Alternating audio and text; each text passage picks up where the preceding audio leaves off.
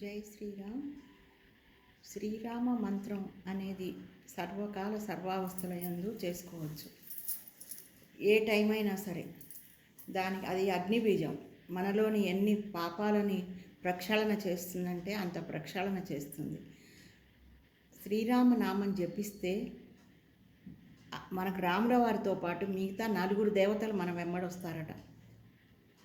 ఆంజనేయ స్వామి, పార్వతీదేవి, వీళ్ళిద్దరూ శక్తి మనకి మనోధైర్యాన్ని శక్తిని ఇస్తారు. అందుకని ఆంజనేయ స్వామి వస్తాడు. అది ఎలాగూ రాముల వారంటే ఇష్టం కాబట్టి. స్త్రీ అంటే అమ్మవారు వస్తుంది, లక్ష్మీదేవి.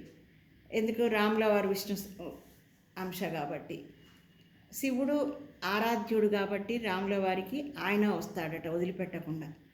ఇంకా మిగిలింది పార్వతీదేవి. నేను కూడా వస్తాను శివుడితోనే అంటుందట.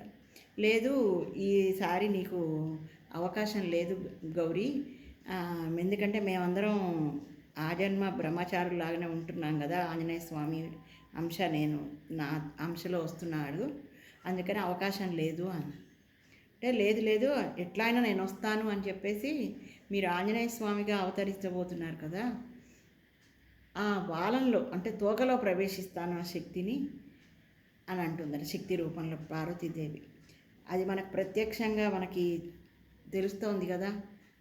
లంకని తగలబెట్టేటప్పుడు ఆ బాలానికి ఉన్న శక్తి స్వరూపమే ఆ లంకని తగలబెట్టేసిందట.